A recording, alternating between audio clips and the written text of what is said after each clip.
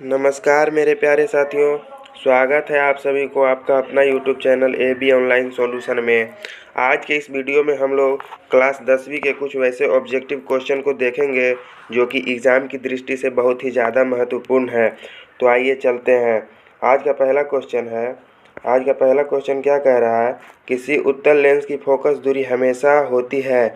Option number A positive, option number B negative, option number C positive और negative दोनों, और option number D इनमें से कोई नहीं। तब इसका सही आंसर हो जाएगा option number A positive. Option number ए इसका सही आंसर हो जाएगा पॉजिटिव। ऑप्शन नंबर ए इसका सही आंसर हो जाएगा। नेक्स्ट क्वेश्चन हमारा क्या कह रहा है?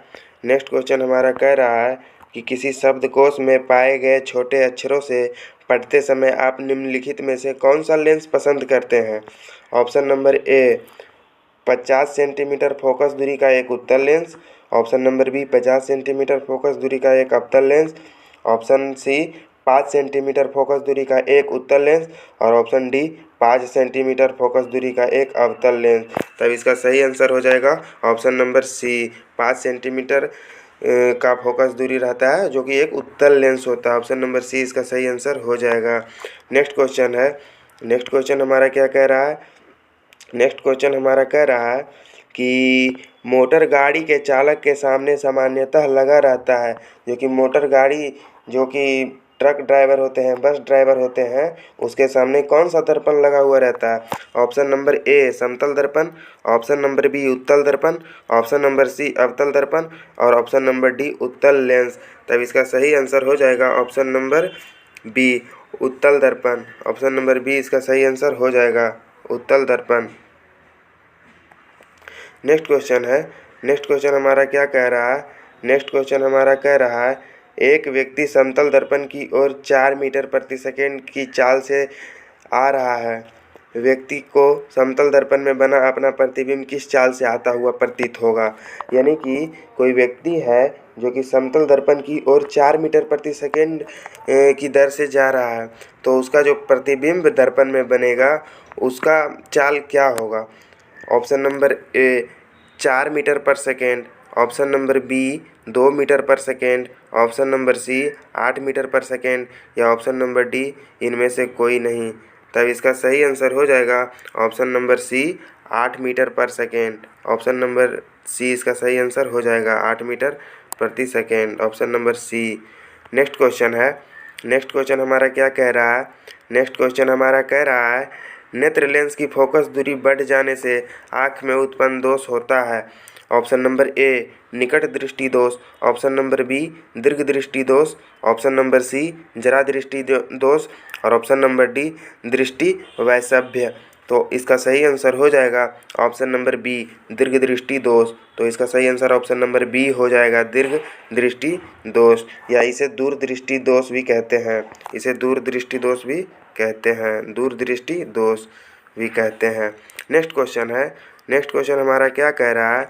नेक्स्ट क्वेश्चन हमारा कह रहा है कि दूरदृष्टि दोष वाले व्यक्ति द्वारा जिस चश्मे का प्रयोग किया जाता है उसमें लगे लेंस होते हैं। तो इसका ऑप्शन नंबर ए में दिया हुआ है उत्तल लेंस, ऑप्शन नंबर बी में दिया हुआ है अवतल लेंस, ऑप्शन नंबर सी में दिया हुआ है बेलनाकार लेंस, और ऑप्शन नंबर डी में दिया हुआ है bifocal lens.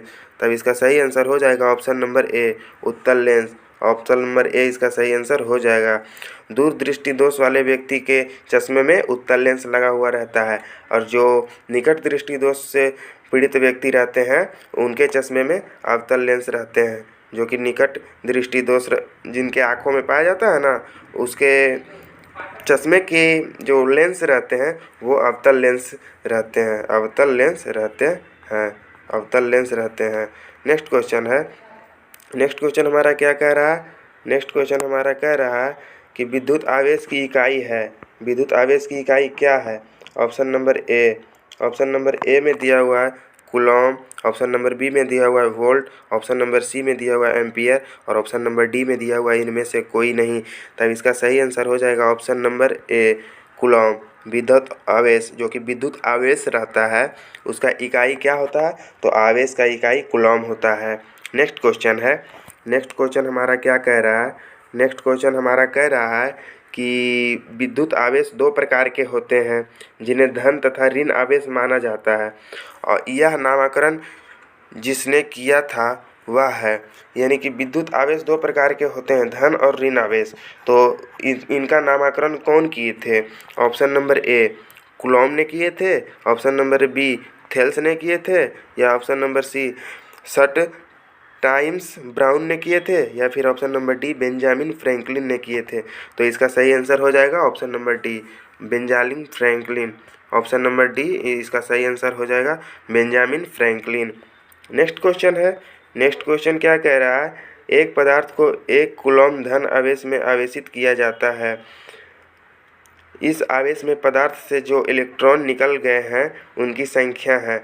Option number A 6.25 into 10⁻18, option number B 1.6 into 10⁻−19, option number C 6.25 into 10⁻19, या ऑप्शन नंबर डी इनमें से कोई नहीं। तब इसका सही आंसर हो जाएगा ऑप्शन नंबर ए।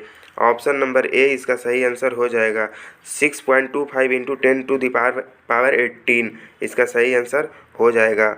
नेक्स्ट क्वेश्चन है, नेक्स्ट क्वेश्चन हमारा क्या कह रहा है? नेक्स्ट क्वेश्चन कर रहा है किसी विद्युत बल्ब पर 220 वोल्ट तथा 1000 वाट अंकित है। जब इसे 110 वोल्ट पर प्रचलित करते हैं तब इसके द्वारा उपयुक्त शक्ति कितनी होती है? तो इसका सीधा सा आंसर हो जाएगा ऑप्शन नंबर डी 25 वाट। नेक्स्ट क्वेश्चन है, नेक्स्ट क्वेश्चन क्या है? नेक्स्ट क्वेश्चन हमारा कह रहा है, नेक्स्ट क्वेश्चन हमारा कह रहा है कि विद्युत चुंबकीय प्रेरण की परिघटना है। ऑप्शन नंबर ए किसी वस्तु को आवेशित करने की प्रक्रिया, ऑप्शन नंबर बी किसी कुंडली में विद्युत धारा प्रवाहित होने के कारण चुंबकीय क्षेत्र उत्पन्न करने की प्रक्रिया, ऑप्शन नंबर सी कुंडली तथा चुंबक के बीच अपेक्षित गति के कारण कुंडली में प्रेरित विद्युत धारा उत्पन्न करना, या ऑप्शन नंबर डी किसी विद्युत मोटर की कुंडली को घूर्णन कराने की प्रक्रिया। तो इसका सही आंसर हो जाएगा option number C. Option number C इसका सही आंसर हो जाएगा।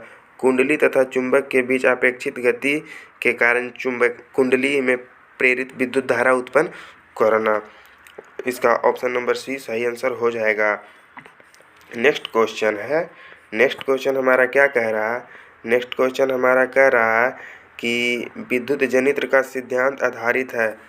विद्युत जनित्र का जो सिद्धांत है, विद्युत जनित्र मतलब कि विद्युत जनरेटर का सिद्धांत किस पर आधारित है, ऐसा क्वेश्चन का कहना है।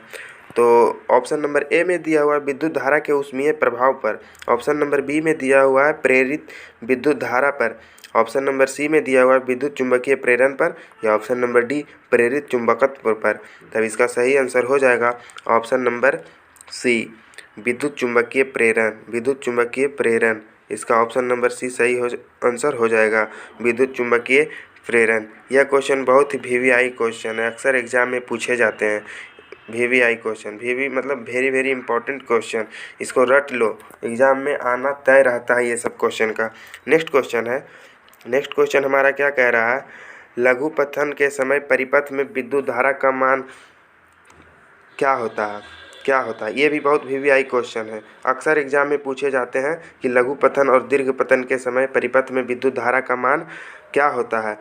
ऑप्शन नंबर ए में दिया हुआ है, ऑप्शन नंबर ए में क्या दिया हुआ है? बहुत कम हो जाता है। ऑप्शन नंबर बी में दिया हुआ है परिवर्तित नहीं होता, मतलब कोई परिवर्तन नहीं होता है। ऑप्शन नंबर सी बहुत अधिक बढ़ जाता है, या ऑप्शन नंबर डी निरंतर परिवर्तित होता है। तो इसका सही आंसर हो जाएगा बहुत अधिक बढ़ जाता है। ऑप्शन नंबर सी इसका सही आंसर हो जाएगा बहुत अधिक बढ़ जाता है, यानी लघु पतन के समय विद्युत धारा का मान बहुत अधिक बढ़ जाता है। नेक्स्ट क्वेश्चन है, नेक्स्ट क्वेश्चन हमारा क्या कह रहा है? दर्पण के प्रयोग में सभी दूरियां मापी जाती है, यानी कि दर्पण का जब हम प्रयोग करते हैं, कोई भी दर्पण हो, समतल दर्पण हो, उत्तल दर्पण हो या अवतल दर्पण हो, तो उनकी सभी दूरियां मापी जाती है। मतलब कोई वैसा पॉइंट होगा ना जहाँ से सभी दूरियां मापी जाए, जैसे कि ये दर्पण है या फिर ये दर्पण है या फिर कोई ये दर्पण है, तो इससे अगर कोई दूरी को नापेंगे तो कोई पॉइंट से ही इसकी दूरी को नापेंगे ना, तो इस पॉइंट को क्या कहते हैं? ऑप्शन नंबर ए में दिया हुआ है दर्पण के ध्रुव से, ऑप्शन नंबर बी में दिया हुआ है। दर्पण के मुख्य फोकस से, ऑप्शन नंबर सी में दिया हुआ है। दर्पण के वक्रता केंद्र से, ऑप्शन नंबर डी में दिया हुआ है। दर्पण के ध्रुव या वक्रता केंद्र से। तो इसका सही आंसर हो जाएगा ऑप्शन नंबर ए। ऑप्शन नंबर ए इसका सही आंसर हो जाएगा, दर्पण के ध्रुव से। ऑप्शन नंबर ए, यानी कि दर्पण के ध्रुव से हमेशा सभी दूरियों को मापा जाता है, दर्पण के ध्रुव से। नेक्स्ट क्वेश्चन है, नेक्स्ट क्वेश्चन क्या कह रहा है, ये भी VVI क्वेश्चन है, बहुत बहुत इंपॉर्टेंट क्वेश्चन एग्जाम की दृष्टि से। हमेशा एग्जाम में पूछे जाते हैं ऐसे क्वेश्चंस जो कि दिया हुआ है। किसी दर्पण का मध्य बिंदु कहलाता है, किसी दर्पण का मध्य बिंदु कहलाता है, यानी कि किसी दर्पण का मध्य बिंदु क्या कहलाता है। ऑप्शन नंबर ए फोकस कहलाता है, ऑप्शन नंबर बी ध्रुव कहलाता है, ऑप्शन नंबर सी वक्रता केंद्र कहलाता है, या ऑप्शन नंबर डी इनमें से कोई नहीं। तो इसका सही आंसर हो जाएगा ऑप्शन नंबर बी ध्रुव कहलाता है। ऑप्शन नंबर बी ध्रुव कहलाता है। नेक्स्ट क्वेश्चन है, नेक्स्ट क्वेश्चन हमारा क्या कह रहा है, नेक्स्ट क्वेश्चन हमारा कह रहा है कि यदि विलयन का pH मान 13 है, यानी कि विलयन है, कोई विलयन है, ये केमिस्ट्री का क्वेश्चन है, ठीक है। यदि विलयन का pH मान 13 है तो इसका अर्थ है कि यह ऑप्शन नंबर ए छिन्न अम्लीय है, ऑप्शन नंबर बी छिन्न भास्मिक है, ऑप्शन नंबर सी प्रबल अम्लीय है, या ऑप्शन नंबर डी प्रबल भास्मिक है। तो इसका सही आंसर सिंपल सा सही आंसर हो जाएगा ऑप्शन नंबर डी प्रबल भास्मिक, यानी कि ऑप्शन नंबर डी इसका सही आंसर हो जाएगा प्रबल भास्मिक, प्रबल भास्मिक। यानी कि कुछ इससे क्वेश्चन पूछे जाते हैं हमेशा, VVI क्वेश्चन इसे भी मान लो, क्योंकि एग्जाम में हमेशा कुछ ना कुछ इससे आता ही है pH स्केल से। जैसे कि कुछ शॉर्ट में हम बता देते हैं, ये pH स्केल का कुछ कॉन्सेप्ट होता है। कॉन्सेप्ट कुछ इस प्रकार होता है कि 0 से लेके 14 तक, 0 से लेके 14 तक, 0 से लेके 14 तक, और बीच में 7 रहते हैं। यानी कि जिसका pH मान 7 रहता है वह न्यूट्रल रहता है, और जिसका 7 से अधिक रहता है वह भास्मिक रहता है। भास्मिक मतलब कि बेस रहता है, क्षार बेस रहता है। और जिसका जो है pH मान 0 से 7 के बीच रहता है वह अम्लीय होता है, अम्लीय, अ से अम्लीय होता है। तो इतना आप जान गए थोड़ा थोड़ा कि जिसका pH मान 7 रहेगा वह न्यूट्रल रहेगा, जिसका 7 से कम रहेगा वह अम्लीय रहेगा, और जिसका pH मान 7 से अधिक और 14 के बीच में रहेगा तब वह भास्मिक गुण प्रकट करेगा। नेक्स्ट क्वेश्चन है, नेक्स्ट क्वेश्चन क्या कह रहा है, नेक्स्ट क्वेश्चन कह रहा है कि साधारण ताप पर फास्फोरस का अणुसूत्र है। ये भी बहुत बहुत इंपॉर्टेंट क्वेश्चन है, बहुत बहुत इंपॉर्टेंट एग्जाम की दृष्टि से, जो कि एग्जाम में हमेशा पूछे जाते हैं ये सब क्वेश्चंस। इसका क्वेश्चन क्या कह रहा है, साधारण ताप पर फास्फोरस का अणुसूत्र है, यानी कि साधारण ताप पर फास्फोरस को हम कैसे लिखते हैं। Option number A P, option number B P2, option number C P3, या ऑप्शन नंबर डी P4। तब इसका सही आंसर हो जाएगा ऑप्शन नंबर डी P4, यानी कि साधारण ताप पर फास्फोरस का अणुसूत्र P4 होता है। हमेशा हम P4 ही लिखते हैं फास्फोरस का अणुसूत्र। तो नेक्स्ट क्वेश्चन है, नेक्स्ट क्वेश्चन हमारा क्या कह रहा है, पीतल में रहता है। ये भी बहुत इंपॉर्टेंट क्वेश्चन है, हर एक एग्जाम में ये क्वेश्चन पूछे जाते हैं कि पीतल किस धातु से बना होता है। हालांकि पीतल मिश्र धातु है, तब इससे क्वेश्चन आते रहते हैं कि पीतल किस धातु के मेल से बना हुआ है। तो ये भी बहुत बहुत इंपॉर्टेंट क्वेश्चन है एग्ज़ाम की दृष्टि से, बहुत बहुत इंपॉर्टेंट क्वेश्चन है एग्ज़ाम की दृष्टि से, जो कि हमेशा एग्ज़ाम में पूछे जाते हैं ऐसे क्वेश्चन। जो कि क्वेश्चन क्या कह रहा है, पीतल में रहता है, पीतल में रहता है, पीतल में रहता है। इसका एक ट्रिक भी है, याद करने का ट्रिक भी बताएंगे। पीतल में रहता है, ऑप्शन नंबर ए Cu तथा Sn, option number B Cu तथा Zn, option number C Zn तथा Pb, और ऑप्शन नंबर डी Sn तथा Pb। तब इसका सही आंसर हो जाएगा option number B, option number B Cu तथा Zn, यानी कि पीतल जो है तांबा और जस्ता के मेल से बना हुआ होता है। तो हम बोले थे ना कि इसका एक ट्रिक भी दे देंगे, ट्रिक, जो कि ट्रिक हम अभी लिख देते हैं यहाँ पे। ट्रिक इसका क्या है, जैसे कि जहाँ पीतल आए तो आपको पिताजी याद रखना है, पिताजी, पिताजी, पिताजी, पिता, पी से पीतल पिता, और जिंक पिता, ता से तांबा तांबा, ता से तांबा, और जी से जिंक, तो जी से जिंक हो जाएगा Zn, और कुछ ता से Cu मतलब कि कॉपर, और पी से पीतल यानी कि पीतल बराबर copper plus zinc.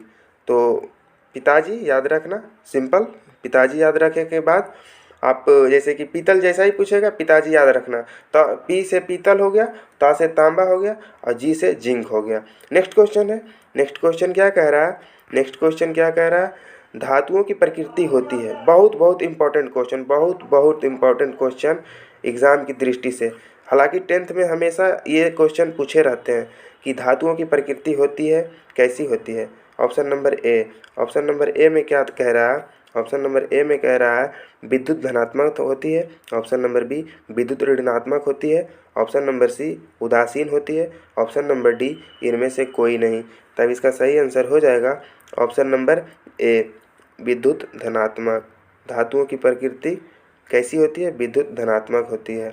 Next question है। नेक्स्ट क्वेश्चन हमारा क्या कह रहा है?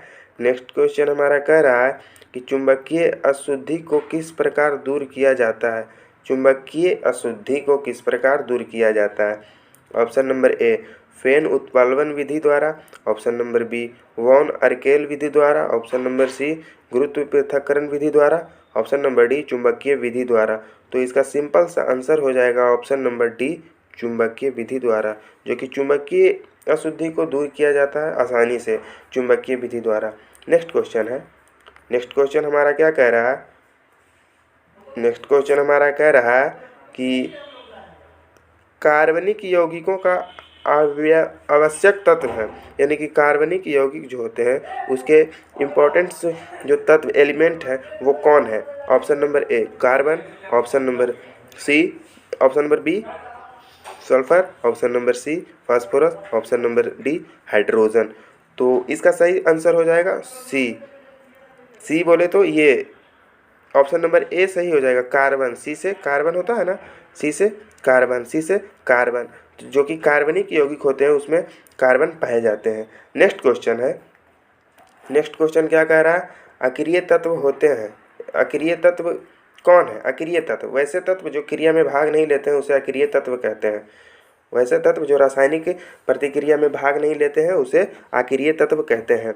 ऑप्शन नंबर ए में क्या दिया हुआ है? Carbon. Option number B helium, option number C सोना, और ऑप्शन नंबर डी हाइड्रोजन। तो इसका सही आंसर हो जाएगा helium. Option number B helium इसका सही आंसर हो जाएगा। Option number B helium. Helium जो है, हीलियम का परमाणु संख्या 2 होता है, जो कि अक्रिय तत्व है, जो कि एक अक्रिय तत्व है। नेक्स्ट क्वेश्चन है। नेक्स्ट क्वेश्चन क्या कह रहा है?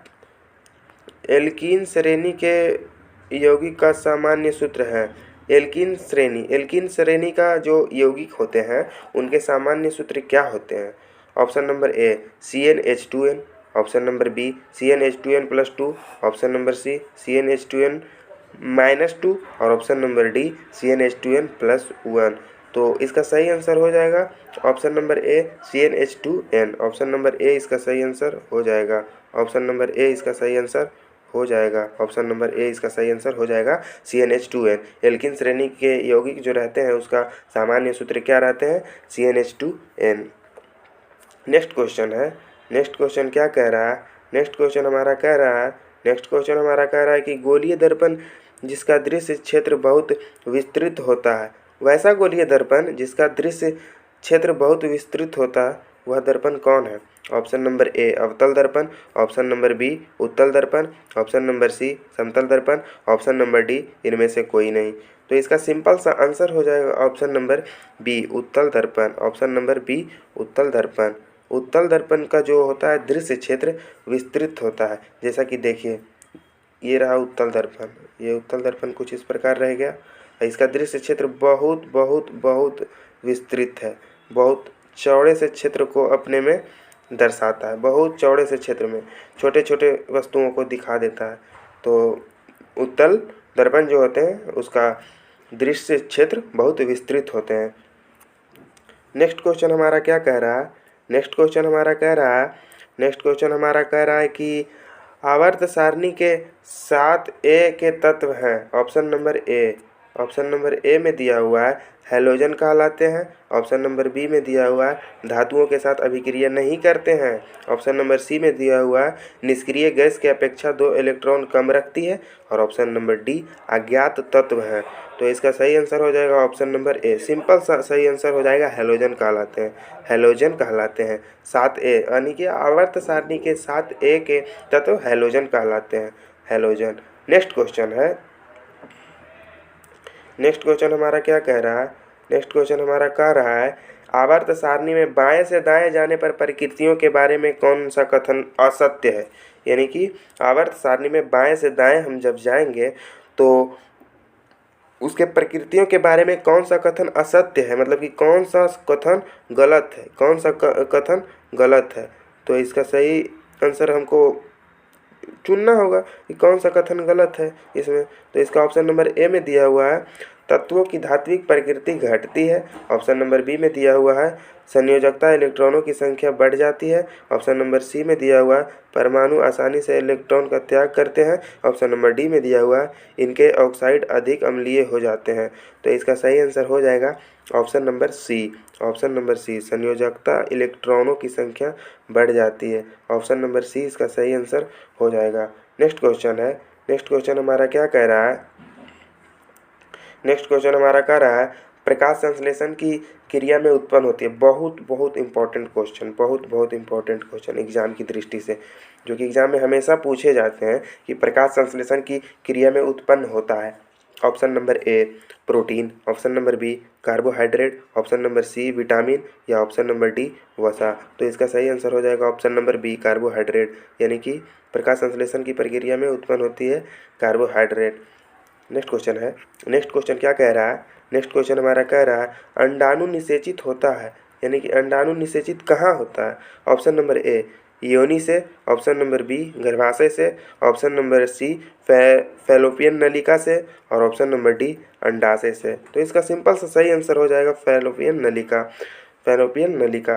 ये बहुत इंपॉर्टेंट क्वेश्चन है, हमेशा एग्जाम में पूछे जाते हैं। अक्सर एग्जाम में ये क्वेश्चन आ ही जाते हैं कि अंडाणु निषेचित होता है, यानी कि अंडाणु कहाँ से निषेचित होता है। तो इसका सिंपल सा सही आंसर हो जाएगा फैलोपियन नलिका से। नेक्स्ट क्वेश्चन क्या कह रहा है? श्वसन की क्रिया होती है। ऑप्शन नंबर ए में दिया हुआ है साइटोप्लाज्म के कारण। ऑप्शन नंबर बी में दिया हुआ है यहाँ पे साइटोप्लाज्म में का काम नहीं रहेगा, ठीक है, साइटोप्लाज्म में। ऑप्शन नंबर बी माइटोकॉन्ड्रिया में, ऑप्शन नंबर सी राइबोसोम में, ऑप्शन नंबर डी हरित लवक में। तो इसका सिंपल सा सही आंसर हो जाएगा माइटोकॉन्ड्रिया में। ऑप्शन नंबर बी माइटोकॉन्ड्रिया श्वसन की क्रिया होती है। नेक्स्ट क्वेश्चन हमारा क्या कह रहा है? नेक्स्ट क्वेश्चन कह रहा है एक स्वच्छ मनुष्य में प्रकुंचन एवं अनुशीतलन दाब होता है। बहुत इंपॉर्टेंट क्वेश्चन, बहुत VVI क्वेश्चन है। ये अक्सर है एग्जाम में पूछे जाते हैं ऐसे क्वेश्चन कि एक स्वच्छ मनुष्य के प्रकुंचन एवं अनुशीतलन दाब होता है। तो ऑप्शन नंबर ए में दिया हुआ है 120/80, ऑप्शन नंबर बी में दिया हुआ है 80/120 और ऑप्शन नंबर सी में दिया हुआ है 80/100 और ऑप्शन नंबर डी में दिया हुआ है 72/80। तो इसमें एग्जाम जो भी स्टूडेंट्स होते हैं कंफ्यूज होते हैं कि 120/80 होगा या फिर 80/120 होगा। तो इसका सिंपल सा एक ये जो है ना ट्रिक इसका कुछ भी नहीं है। जैसे कि प्रकुंचन होगा तो प्रकुंचन बोले तो 120 और अनुशीतलन दाब 80 होता है। तो जब भी कोई क्वेश्चन पूछा जाए तो ये हमको गौर करना होगा कि प्रकुंचन और अनुशीतलन पहले कौन है। पहले अगर जो प्रकुंचन है तो 120/80 हो जाएगा और पहले अगर अनुशीतलन है तो 80/120 हो जाएगा। तो इसका सिंपल सा आंसर हो जाएगा ऑप्शन नंबर ए 120/80 ए इसका सही आंसर हो जाएगा। नेक्स्ट क्वेश्चन क्या कह रहा है? पत्तियों का मुरझाना किस पादप हार्मोन के कारण संभव हो पाता है? ये भी बहुत इंपॉर्टेंट क्वेश्चन है, बहुत इंपॉर्टेंट क्वेश्चन है एग्ज़ाम की दृष्टि से। जैसा कि हम शुरुआत में ही बोल दिए थे कि हम जो करवाने वाले इंपॉर्टेंट क्वेश्चन जो कि एग्ज़ाम में डायरेक्ट एग्ज़ाम में आते ही हैं, यही सब क्वेश्चन एग्ज़ाम में आते ही हैं। तो आपको डायरेक्ट ये सब क्वेश्चन रट ही जाना है। ताकि एग्ज़ाम में अच्छा करके आए, बहुत अच्छा करके आए। तो पत्तियों का मुरझाना किस पादप हार्मोन के कारण संभव हो पाता है? ऑप्शन नंबर ए जिरेलिन के कारण, ऑप्शन नंबर बी साइटोकाइनिन के कारण, ऑप्शन नंबर सी एब्सिसिक अम्ल के कारण और ऑप्शन नंबर डी सभी सही हैं। तो इसका सही आंसर हो जाएगा option number C abscisic acid. Abscisic acid, इसे ए भी बोला जाता है। एब्सिसिक एसिड को ए भी बोला जाता है। तो इसमें कंफ्यूज नहीं होना है कि ए क्या है, तो एब्सिसिक एसिड है। तो एब्सिसिक एसिड जो है पत्तियों का मुरझाने में काम आते हैं। नेक्स्ट क्वेश्चन हमारा क्या कह रहा है बबुआ? नेक्स्ट क्वेश्चन हमारा कह रहा है कौन सा पादप नियंत्रक फल बेचने वाले द्वारा प्रयोग किया जाता है? यानी कि फल विक्रेता जो होते हैं वो कौन सा पादप हार्मोन का उपयोग करते हैं? ऑप्शन नंबर ए एब्सिसिक एसिड, मतलब ए अभी बताए थे, ऊपर बताए थे ना कि एब्सिसिक एसिड को ए भी बोला जाता है। और ऑप्शन नंबर बी में दिया हुआ है जिब्रेलिन, ऑप्शन नंबर सी में दिया हुआ है इथाइलिन और ऑप्शन नंबर डी में दिया हुआ है औसन। तो इसका सही आंसर हो जाएगा option number C ethylene. Option number C ethylene का प्रयोग फल विक्रेता करते हैं फल को पकाने में। नेक्स्ट क्वेश्चन क्या कह रहा है? नेक्स्ट क्वेश्चन हमारा कह रहा है बाबू कि कार्बनिक यौगिक में कार्बन की संयोजकता होती है, यानी कि कार्बनिक यौगिक में कार्बन की संयोजकता होती है। Option number A 2, option number B 4, option number C 6 और ऑप्शन नंबर डी 8। तब इसका सही आंसर हो जाएगा ऑप्शन नंबर बी 4, यानी कि कार्बन की संयोजकता 4 होती है। कार्बन की संयोजकता 4 होती है। कार्बन की संयोजकता कितनी होती है? 4 होती है। कार्बन की संयोजकता 4 होती है। तो ऑप्शन नंबर बी इसका सही आंसर हो जाएगा। नेक्स्ट क्वेश्चन क्या कह रहा है? एड्स रोग का प्रमुख कारण है। एड्स जो रोग है उसका प्रमुख कारण क्या है? एड्स रोग का प्रमुख कारण क्या है? ऑप्शन नंबर ए असुरक्षित यौन संपर्क, ऑप्शन नंबर बी खून की कमी, ऑप्शन नंबर सी विटामिन की कमी और ऑप्शन नंबर डी पोषण की कमी। तब इसका सही आंसर हो जाएगा ऑप्शन नंबर ए असुरक्षित यौन संपर्क। नेक्स्ट क्वेश्चन क्या कह रहा है? चमगादड़ एवं पक्षी के पंख किस प्रकार के अंग के उदाहरण हैं? चमगादड़ एवं पक्षी के पंख किस प्रकार के अंग के उदाहरण हैं? ऑप्शन नंबर ए समरूप अंग, ऑप्शन नंबर बी समजात अंग, ऑप्शन नंबर सी वंशानुगत अंग और ऑप्शन नंबर डी जीवाश्म। तो इसका सही आंसर हो जाएगा ऑप्शन नंबर बी समजात अंग। ऑप्शन नंबर बी इसका सही आंसर हो जाएगा। ऑप्शन नंबर बी इसका सही आंसर हो जाएगा समजात अंग। चमगादड़ एवं पक्षी के पंख समजात अंग के उदाहरण हैं। नेक्स्ट क्वेश्चन हमारा क्या कह रहा है बाबू? नेक्स्ट क्वेश्चन हमारा कह रहा है बाबू कि वे अंग जिनकी उत्पत्ति तथा मूल रचना में तो समानता होती है किंतु कार्य के अनुसार उनकी बाह्य रचना में परिवर्तन हो जाता है, ऐसे अंग को कहते हैं। ऑप्शन नंबर ए समजात अंग, ऑप्शन नंबर बी अवशेषी अंग, ऑप्शन नंबर सी समवर्ती अंग और ऑप्शन नंबर डी इनमें से कोई नहीं। तो इसका सही आंसर हो जाएगा ऑप्शन नंबर ए इसका सही आंसर हो जाएगा समजात अंग। ऑप्शन नंबर ए इसका सही आंसर हो जाएगा। नेक्स्ट क्वेश्चन क्या कह रहा है? नेक्स्ट क्वेश्चन हमारा कह रहा है कृत्रिम परितंत्र का उदाहरण है। कृत्रिम परितंत्र का उदाहरण है ऑप्शन नंबर ए वन और तालाब, ऑप्शन नंबर बी झील तालाब, ऑप्शन नंबर सी बगीचा खेत, ऑप्शन नंबर डी सभी सही हैं। तो इसका सही आंसर हो जाएगा यहाँ पे ऑप्शन नंबर सी यहाँ पे सही आंसर हो जाएगा बगीचा और खेत। बगीचा और खेत जो है कृत्रिम परितंत्र का उदाहरण है। कृत्रिम परितंत्र बगीचा जो है मनुष्य खुद से लगाते हैं। नेक्स्ट क्वेश्चन हमारा क्या कह रहा है? नेक्स्ट क्वेश्चन हमारा कह रहा है बाबू, नेक्स्ट क्वेश्चन हमारा कह रहा है, ध्यान देना। नेक्स्ट क्वेश्चन हमारा क्या कह रहा है? प्रकृति में ऊर्जा का मुख्य स्रोत है। ऊर्जा का मुख्य स्रोत क्या है? बहुत इंपॉर्टेंट क्वेश्चन जो कि एग्जाम में पूछे जाते हैं। यही क्वेश्चन पूछे जाएंगे, डायरेक्ट याद करके ही जाना है। पूरा क्वेश्चन जो हम करवा रहे हैं ना उसको रट लो ताकि एग्जाम में कोई भी क्वेश्चन ना छूटे। इसी सब क्वेश्चन से एग्जाम में क्वेश्चन आएंगे। तो प्रकृति में ऊर्जा का मुख्य स्रोत क्या है? ऑप्शन नंबर ए कोयला, ऑप्शन नंबर बी सूर्य, ऑप्शन नंबर सी पानी और ऑप्शन नंबर डी कागज। तब इसका सही आंसर हो जाएगा ऑप्शन नंबर बी सूर्य। सूर्य जो है ऊर्जा का ऊर्जा का जो है मुख्य स्रोत है सूर्य। मुख्य स्रोत है ऊर्जा का, मुख्य स्रोत सूर्य है। तो इसका सही आंसर हो जाएगा option number B. Next question है, नेक्स्ट क्वेश्चन क्या कह रहा है, नेक्स्ट क्वेश्चन हमारा कह रहा है बाबू, नेक्स्ट क्वेश्चन हमारा कह रहा है, ध्यान देना। नेक्स्ट क्वेश्चन क्या कह रहा है, वनों के संरक्षण के लिए निम्नलिखित में से किन प्रक्रियाओं को नियंत्रित करने की आवश्यकता है। यानी कि वन को बचाने के लिए निम्नलिखित में कौन सा प्रक्रिया है जो कि नियंत्रण किया जाए। ऑप्शन नंबर ए, पेड़ों की अंधाधुंध कटाई को नियंत्रण किया जाए। ऑप्शन नंबर बी, अतिचारण पर नियंत्रण किया जाए। ऑप्शन नंबर सी, खनन पर नियंत्रण किया जाए। या ऑप्शन नंबर डी, इनमें से सभी। तो इसका सही आंसर हो जाएगा ऑप्शन नंबर डी, इनमें से सभी। ऑप्शन नंबर डी इसका सही आंसर हो जाएगा, ऑप्शन नंबर डी इसका सही आंसर हो जाएगा। नेक्स्ट क्वेश्चन हमारा क्या कह रहा है, नेक्स्ट क्वेश्चन हमारा कह रहा है बाबू, नेक्स्ट क्वेश्चन हमारा कह रहा है, वे पदार्थ जो जैविक प्रक्रम द्वारा अपघटित हो जाते हैं कहलाते हैं। वैसा पदार्थ जो कि जैविक प्रक्रम द्वारा अपघटित हो जाते हैं वह क्या कहलाते हैं। ये क्वेश्चन बहुत इंपॉर्टेंट है, बहुत इंपॉर्टेंट क्वेश्चन है, बायोलॉजी के बहुत इंपॉर्टेंट क्वेश्चन है। 10वीं के एग्जाम में हमेशा ये क्वेश्चन पूछे जाते हैं कि वे पदार्थ जो जैविक प्रक्रम द्वारा अपघटित हो जाते हैं क्या कहलाते हैं। ऑप्शन नंबर ए, जैव निम्नीकरणीय पदार्थ कहलाते हैं। ऑप्शन नंबर बी, अजैविक कारक कहलाते हैं। ऑप्शन नंबर सी, अक्रिय कहलाते हैं। और ऑप्शन नंबर डी, पर्यावरण कहलाते हैं।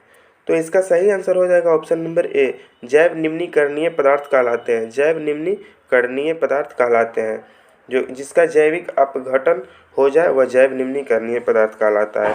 नेक्स्ट क्वेश्चन है, नेक्स्ट क्वेश्चन क्या कह रहा है, आमीटर से निम्नलिखित में से किसे मापा जाता है, मापा जाता है यानी कि आमीटर का प्रयोग किसे मापने के लिए किया जाता है।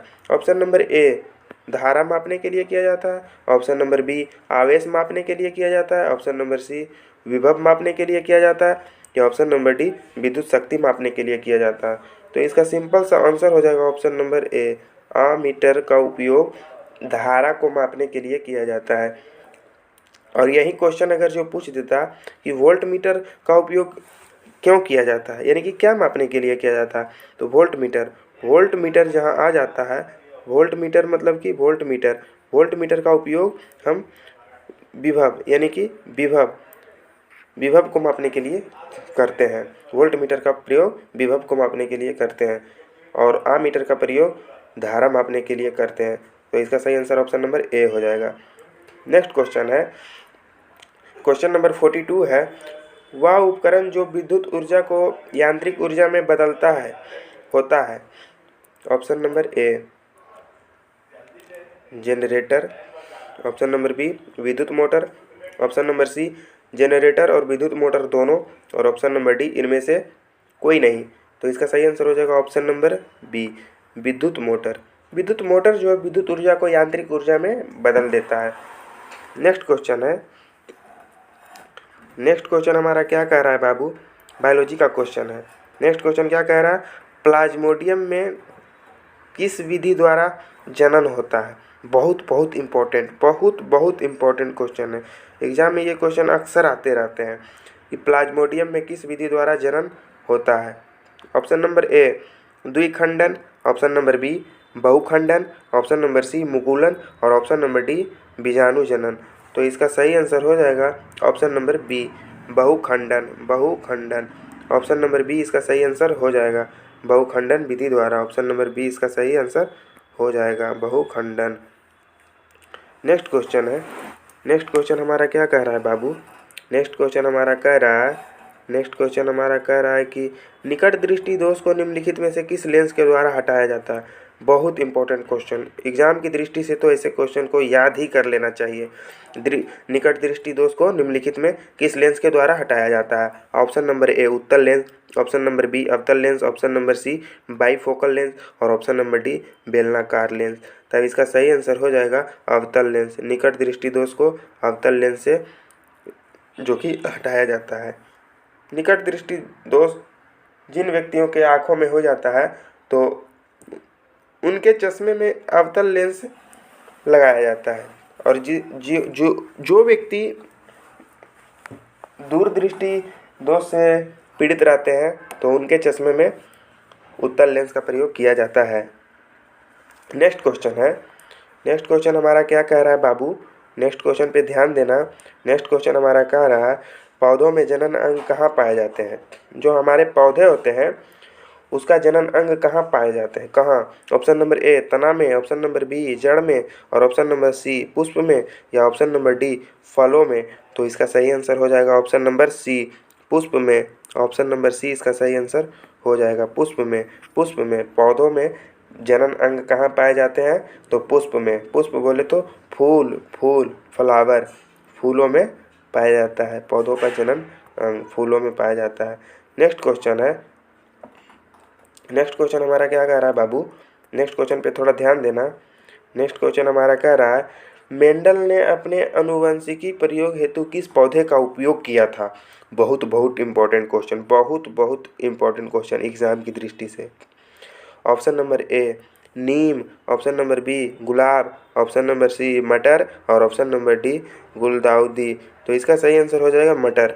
Option number C, option number C मटर। यानी कि मेंडल ने मटर का पौधे अपने आनुवंशिकी प्रयोग के लिए चुने थे।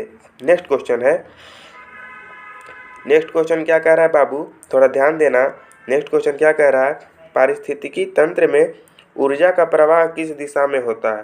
पारिस्थितिकी तंत्र में ऊर्जा का प्रवाह किस दिशा में होता है। ऑप्शन नंबर ए एक दिशीय, ऑप्शन नंबर बी द्विदिशीय, ऑप्शन नंबर सी बहुदिशीय, और ऑप्शन नंबर डी किसी भी दिशा में नहीं। तो इसका सही आंसर हो जाएगा option number C बहुदिशीय।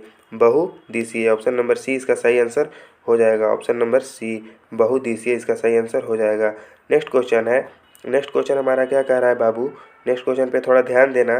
Next question हमारा कह रहा है नुनू कि नेक्स्ट क्वेश्चन हमारा कह रहा है ओजोन परत पाया जाता है। ओजोन परत, जो ओजोन परत है कहाँ पाया जाता है। ओजोन परत पाया जाता है कहाँ। ऑप्शन नंबर ए वायुमंडल के निचली सतह में, वायुमंडल जो है उसके निचली सतह में। ऑप्शन नंबर बी वायुमंडल के ऊपरी सतह में, ऑप्शन नंबर सी वायुमंडल के मध्य स्तर में, या ऑप्शन नंबर डी इनमें से कोई नहीं। तब इसका सही आंसर हो जाएगा वायुमंडल के ऊपरी सतह में। ऑप्शन नंबर बी वायुमंडल के ऊपरी सतह में। ऑप्शन नंबर बी इसका सही आंसर हो जाएगा वायुमंडल के ऊपरी सतह में। नेक्स्ट क्वेश्चन है, नेक्स्ट क्वेश्चन हमारा कह रहा है दाढ़ी बनाने में कौन सा दर्पण उपयुक्त होता है। बहुत बहुत इंपॉर्टेंट क्वेश्चन, एग्जाम की दृष्टि से बहुत बहुत इंपॉर्टेंट। ऐसा ही एग्जाम में क्वेश्चन आते हैं, यही क्वेश्चन आते हैं, एकदम रट जाओ इसको। एग्जाम में आना तय है। 10वीं बोर्ड 2023 में यह क्वेश्चन आएगा ही, जैसा कि हर एक वर्ष आता है। हर एक वर्ष ये क्वेश्चन आता है दाढ़ी बनाने में कौन सा दर्पण उपयुक्त होता है। ऑप्शन नंबर ए समतल दर्पण, ऑप्शन नंबर बी उत्तल दर्पण, ऑप्शन नंबर सी अवतल दर्पण, या ऑप्शन नंबर डी इनमें से कोई नहीं। तब इसका सही आंसर हो जाएगा ऑप्शन नंबर सी अवतल दर्पण। अवतल दर्पण यानी कि दाढ़ी बनाने में अवतल दर्पण का उपयोग किया जाता है। तो ऑप्शन नंबर सी इसका सही आंसर हो जाएगा।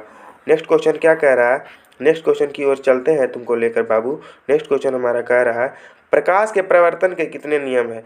बहुत बहुत इंपॉर्टेंट क्वेश्चन, बहुत बहुत इंपॉर्टेंट क्वेश्चन, जो कि एग्जाम की दृष्टि से बहुत ही ज़्यादा महत्वपूर्ण क्वेश्चन है।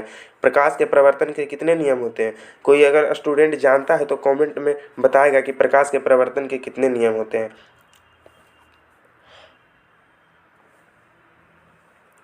ऑप्शन नंबर ए में क्या दिया हुआ है, एक नियम होते हैं। ऑप्शन नंबर बी में दिया हुआ है 2 नियम होते हैं। ऑप्शन नंबर सी में दिया हुआ है 3 नियम होते हैं, और ऑप्शन नंबर डी में दिया हुआ है 4 नियम होते हैं। तब इसका सही आंसर हो जाएगा ऑप्शन नंबर बी 2 नियम। प्रकाश के प्रवर्तन के कितने नियम होते हैं, 2 नियम।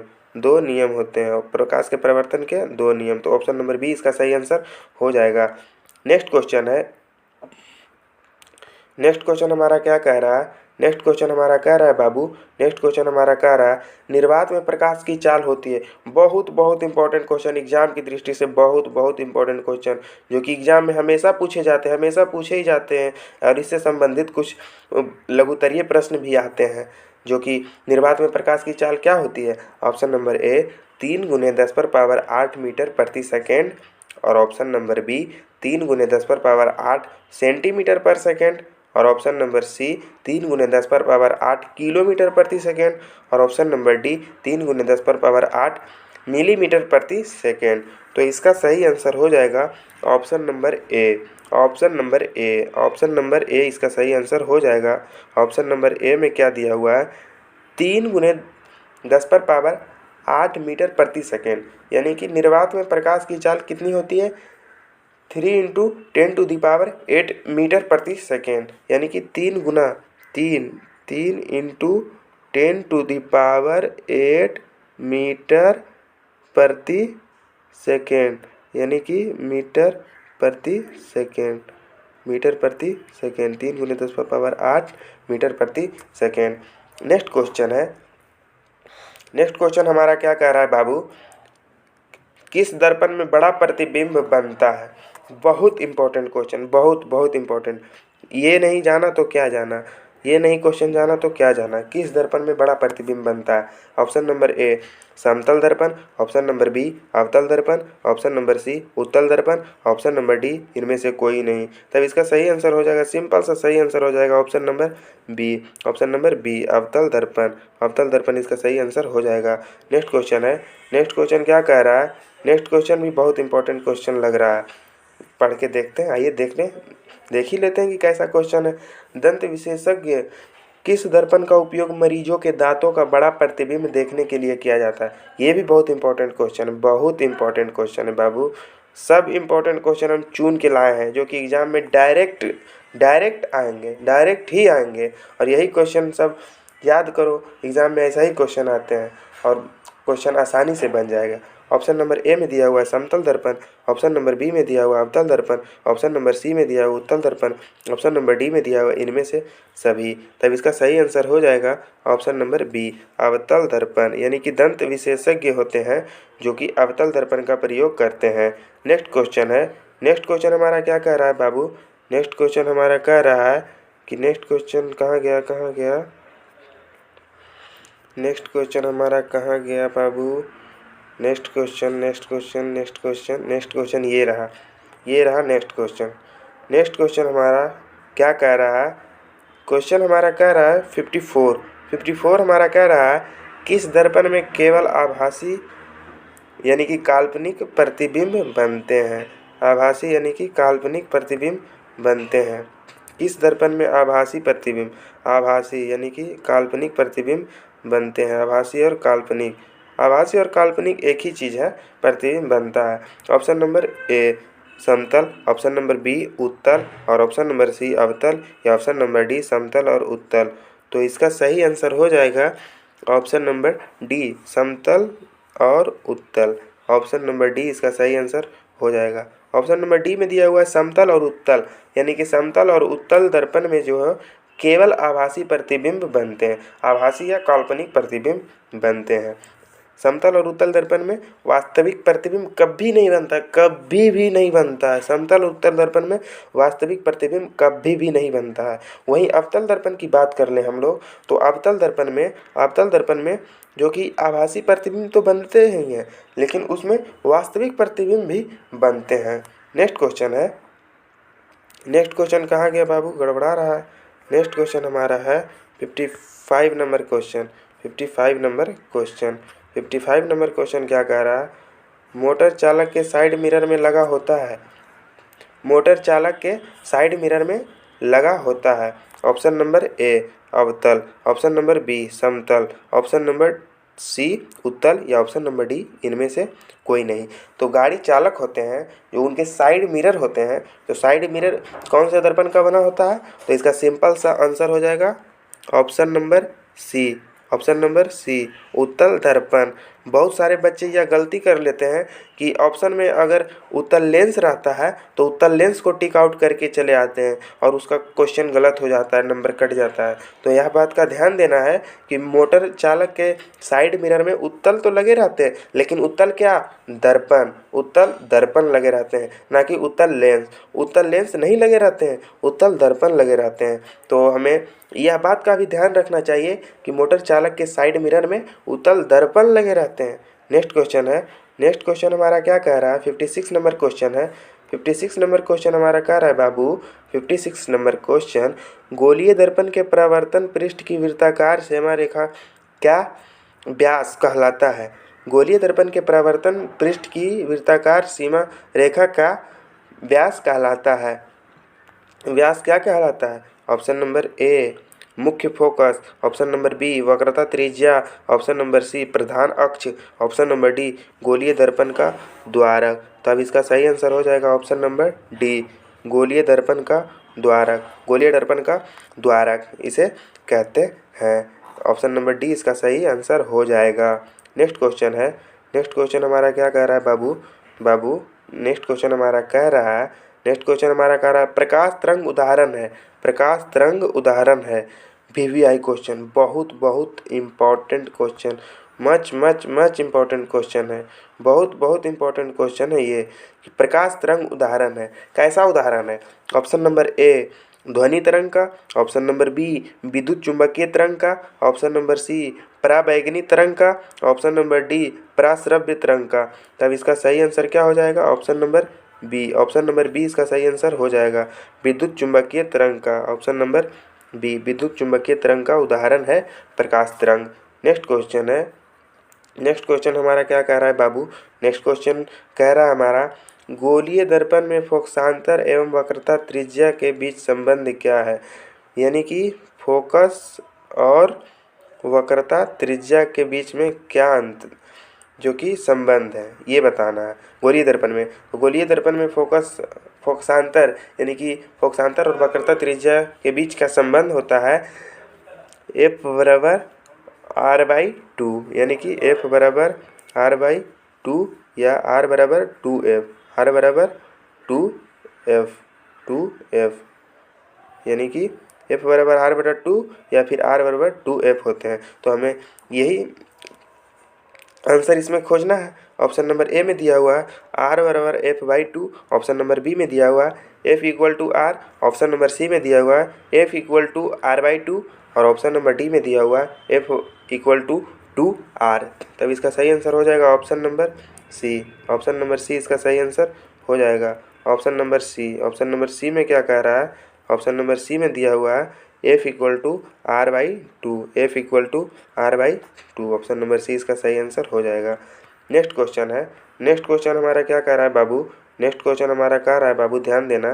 नेक्स्ट क्वेश्चन हमारा कह रहा है कि समतल दर्पण में प्रतिबिंब की प्रकृति क्या होती है? समतल दर्पण यानी कि एक समतल दर्पण है, दर्पण क्या है? समतल है, उसमें जो प्रतिबिंब की प्रकृति क्या होगी? ऑप्शन नंबर ए वास्तविक, ऑप्शन नंबर बी वास्तविक तथा सीधा, ऑप्शन नंबर सी वास्तविक और उल्टा और ऑप्शन नंबर डी आभासी तथा बराबर। तब इसका सही आंसर हो जाएगा option number D, option number D इसका सही आंसर हो जाएगा, ऑप्शन नंबर डी आभासी तथा बराबर इसका सही आंसर हो जाएगा। नेक्स्ट क्वेश्चन हमारा क्या कह रहा है? नेक्स्ट क्वेश्चन क्या कह रहा है? नेक्स्ट क्वेश्चन हमारा कह रहा है बाबू, नेक्स्ट क्वेश्चन हमारा कह रहा है, नेक्स्ट क्वेश्चन हमारा कह रहा है कि सोलर कुकर में किस दर्पण का व्यवहार किया जाता है? सोलर कुकर में किस दर्पण का व्यवहार किया जाता है? ऑप्शन नंबर ए उत्तल, ऑप्शन नंबर बी अवतल, ऑप्शन नंबर सी समतल या ऑप्शन नंबर डी उत्तल और अवतल दोनों। तब इसका सही आंसर हो जाएगा ऑप्शन नंबर बी अवतल दर्पण, ऑप्शन नंबर बी इसका सही आंसर हो जाएगा अवतल दर्पण। नेक्स्ट क्वेश्चन है, नेक्स्ट क्वेश्चन हमारा कह रहा है बाबू, ध्यान देना। नेक्स्ट क्वेश्चन हमारा क्या कह रहा है? नेक्स्ट क्वेश्चन हमारा कह रहा है सर्च लाइट का परावर्तक सतह होता है, सर्च लाइट का परावर्तक सतह होता है, सर्च लाइट का परावर्तक सतह होता है। ऑप्शन नंबर ए उत्तल, ऑप्शन नंबर बी अवतल, ऑप्शन नंबर सी समतल या ऑप्शन नंबर डी परवलयिक। तब इसका सही आंसर हो जाएगा option number B, option number B इसका सही आंसर हो जाएगा। 61 का ऑप्शन नंबर बी सही आंसर हो जाएगा, ऑप्शन नंबर बी इसका सही आंसर हो जाएगा, ऑप्शन नंबर बी इसका सही आंसर हो जाएगा। नेक्स्ट क्वेश्चन है, नेक्स्ट क्वेश्चन हमारा क्या कह रहा है बाबू? ध्यान देना। नेक्स्ट क्वेश्चन हमारा कह रहा है कि यदि किसी बिंब का प्रतिबिंब का आवर्धन यानी कि कोई वस्तु है उसका प्रतिबिंब का आवर्धन ऋणात्मक है तो उस प्रतिबिंब की प्रकृति क्या होगी? ऑप्शन नंबर ए वास्तविक और उल्टा और ऑप्शन नंबर बी वास्तविक और सीधा और ऑप्शन नंबर सी आभासी और सीधा, ऑप्शन नंबर डी आभासी और उल्टा। तो इसका सही आंसर हो जाएगा ऑप्शन नंबर ए, ऑप्शन नंबर ए इसका सही आंसर हो जाएगा, ऑप्शन नंबर ए इसका सही आंसर हो जाएगा वास्तविक और उल्टा, ऑप्शन नंबर ए इसका सही आंसर हो जाएगा। नेक्स्ट क्वेश्चन है, नेक्स्ट क्वेश्चन हमारा क्या कह रहा है बाबू? नेक्स्ट क्वेश्चन हमारा कह रहा है बाबू देखो, नेक्स्ट क्वेश्चन हमारा कह रहा है किसी दर्पण के सामने आप चाहे जितनी दूरी पर खड़े हों, आपका प्रतिबिंब सीधा ही बनता है, संभवतः दर्पण है। ऑप्शन नंबर ए। ऑप्शन नंबर ए में दिया हुआ है केवल समतल, ऑप्शन नंबर बी में दिया हुआ है केवल अवतल, ऑप्शन नंबर सी में दिया हुआ है केवल उत्तल और ऑप्शन नंबर डी में दिया हुआ है समतल या उत्तल। तो इसका सही आंसर हो जाएगा option number D. Option number D, समतल और उत्तल। समतल और उत्तल दोनों दर्पण में जो कि प्रतिबिंब होता है सीधा बनता है, सीधा बनता है। नेक्स्ट क्वेश्चन है, नेक्स्ट क्वेश्चन हमारा क्या कह रहा है बाबू, नेक्स्ट क्वेश्चन पे थोड़ा ध्यान देना। नेक्स्ट क्वेश्चन हमारा कह रहा है, नेक्स्ट क्वेश्चन हमारा कह रहा है कि अवतल दर्पण द्वारा किसी वस्तु का बना प्रतिबिंब आभासी, सीधा तथा बिंब से बड़ा पाया गया वस्तु की स्थिति कहाँ होनी चाहिए। ऑप्शन नंबर ए मुख्य फोकस और वक्रता केंद्र के बीच, ऑप्शन नंबर बी वक्रता केंद्र पर, ऑप्शन नंबर सी वक्रता केंद्र से परे, ऑप्शन नंबर डी दर्पण के ध्रुव और मुख्य फोकस के बीच। तब इसका सही आंसर हो जाएगा ऑप्शन नंबर डी, दर्पण के ध्रुव और मुख्य फोकस के बीच। ऑप्शन नंबर डी इसका सही आंसर हो जाएगा, दर्पण के ध्रुव और मुख्य फोकस के बीच। Option number D. Next question है, नेक्स्ट क्वेश्चन हमारा क्या कह रहा है, नेक्स्ट क्वेश्चन हमारा कह रहा है बाबू, नेक्स्ट क्वेश्चन हमारा कह रहा है, नेक्स्ट क्वेश्चन पे ध्यान देना थोड़ा। यदि किसी बिंब का प्रतिबिंब का आवर्धन धनात्मक हो तो उस प्रतिबिंब की प्रकृति क्या होगी। ऑप्शन नंबर ए वास्तविक और उल्टा, ऑप्शन नंबर बी वास्तविक और सीधा, ऑप्शन नंबर सी काल्पनिक और उल्टा, ऑप्शन नंबर डी काल्पनिक और सीधा। तब इसका सही आंसर हो जाएगा 65 का सही आंसर हो जाएगा option number D, option number D काल्पनिक और सीधा। नेक्स्ट क्वेश्चन है, नेक्स्ट क्वेश्चन क्या कह रहा है, नेक्स्ट क्वेश्चन हमारा कह रहा है बाबू, नेक्स्ट क्वेश्चन है किसी वस्तु का आवर्धित काल्पनिक प्रतिबिंब बनता है। ऑप्शन नंबर ए अवतल दर्पण से, ऑप्शन नंबर बी समतल दर्पण से, ऑप्शन नंबर सी उत्तल दर्पण से, ऑप्शन नंबर डी सभी दर्पण से।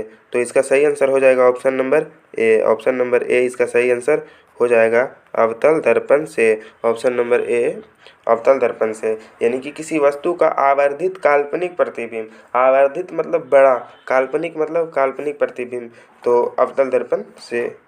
नेक्स्ट क्वेश्चन है, नेक्स्ट क्वेश्चन हमारा क्या कह रहा है बाबू, नेक्स्ट क्वेश्चन थोड़ा न्यूमेरिकल है, जो कि एग्जाम में न्यूमेरिकल भी आते हैं, तो थोड़ा थोड़ा न्यूमेरिकल पे भी ध्यान देना है, न्यूमेरिकल से भी क्वेश्चन आते हैं।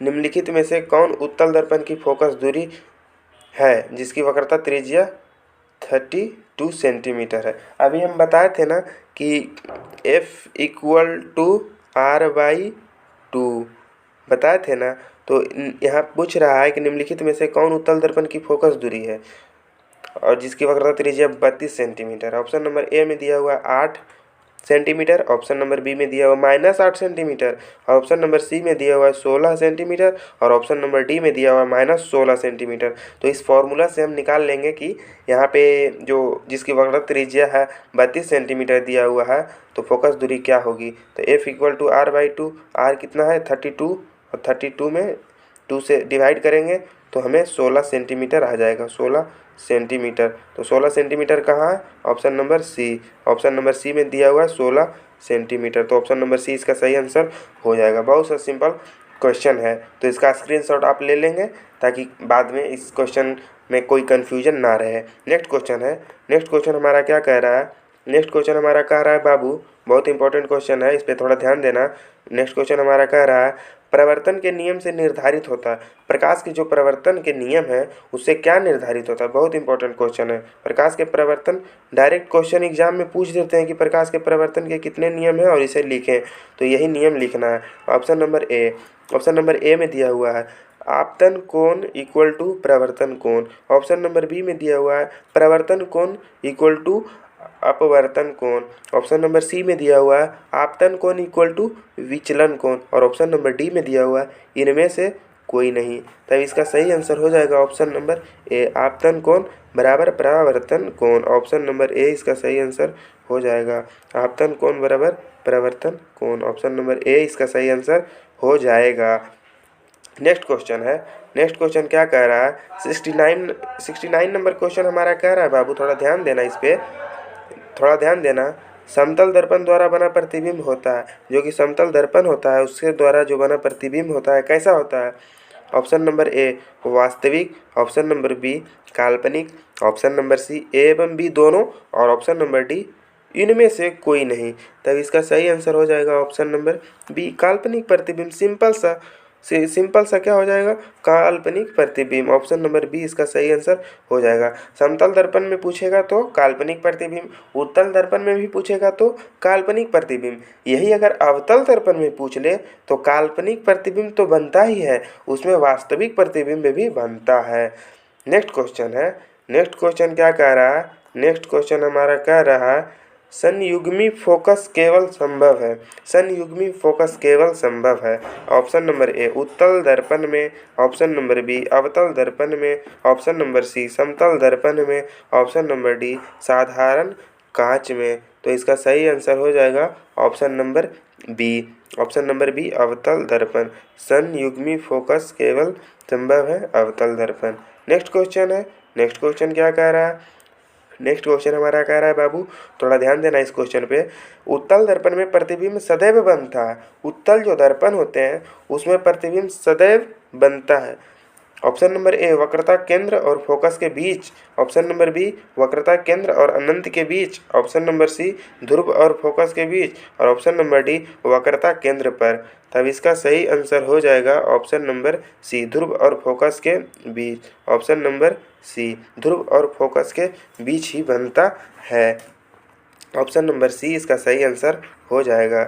नेक्स्ट क्वेश्चन हमारा कह रहा है बाबू 72 नंबर क्वेश्चन है हमारा।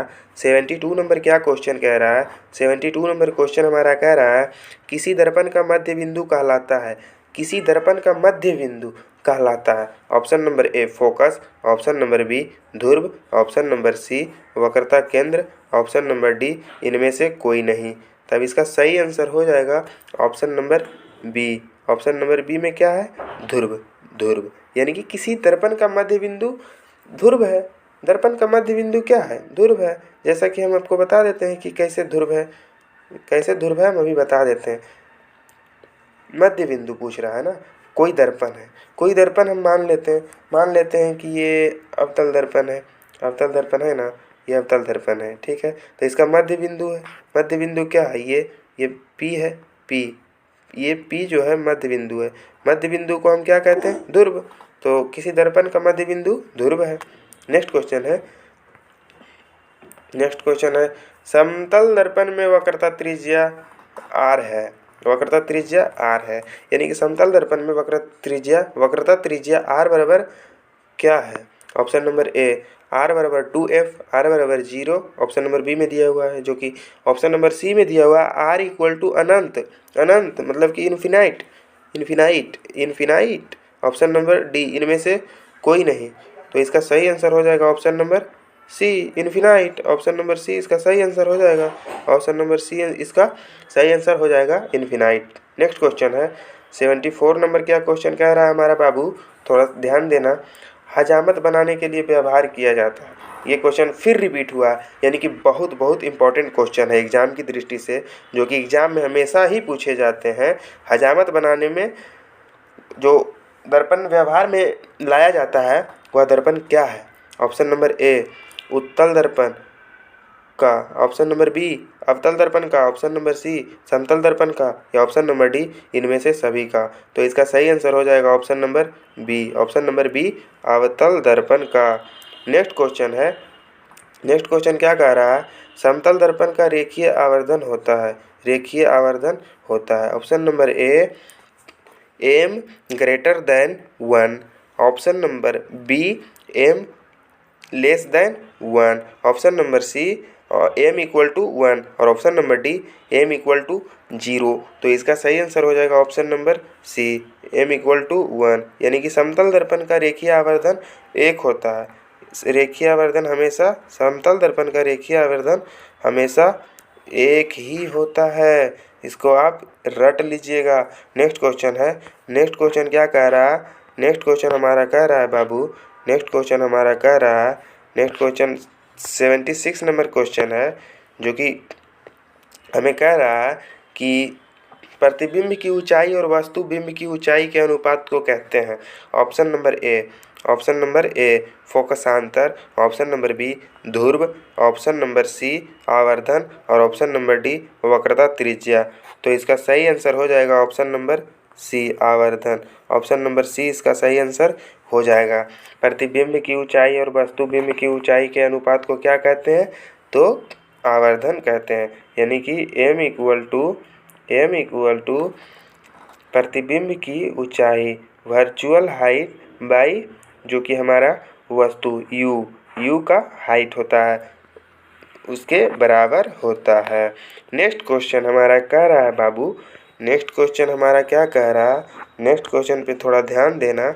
नेक्स्ट क्वेश्चन हमारा कह रहा है कि गाड़ियों के अग्रदीप में किस दर्पण का उपयोग किया जाता है? जो कि मोटर गाड़ी अभी चल रहे हैं, इतने गाड़ी चल रहे हैं रोड पे, तो उसके अग्रदीप जो हेडलाइट होता है, अग्रदीप का मतलब हेडलाइट, हेडलाइट में जो दर्पण का उपयोग किया जाता है वह दर्पण कौन है? ऑप्शन नंबर ए उत्तल दर्पण, ऑप्शन नंबर बी अवतल दर्पण, ऑप्शन नंबर सी समतल दर्पण, ऑप्शन नंबर डी अवतल और समतल दर्पण। तो इसका सही आंसर हो जाएगा option number B. Option number B इसका सही आंसर हो जाएगा। ऑप्शन नंबर बी में क्या दिया हुआ है? अवतल दर्पण। ऑप्शन नंबर बी इसका सही आंसर हो जाएगा। तो आज का लास्ट क्वेश्चन 77 क्वेश्चन करवाए हैं, यानी कि आज हम 77 ऑब्जेक्टिव क्वेश्चन को देखे हैं, ऑब्जेक्टिव क्वेश्चन को देखे हैं जो कि एग्ज़ाम की दृष्टि से बहुत ही ज़्यादा महत्वपूर्ण है। 77 ऑब्जेक्टिव क्वेश्चन, 77 OBJ क्वेश्चन और आंसर को हम देखे हैं जो कि एग्ज़ाम की दृष्टि से बहुत ही ज़्यादा महत्वपूर्ण है। तो आपको यह वीडियो कैसा लगा कमेंट सेक्शन में बताइएगा।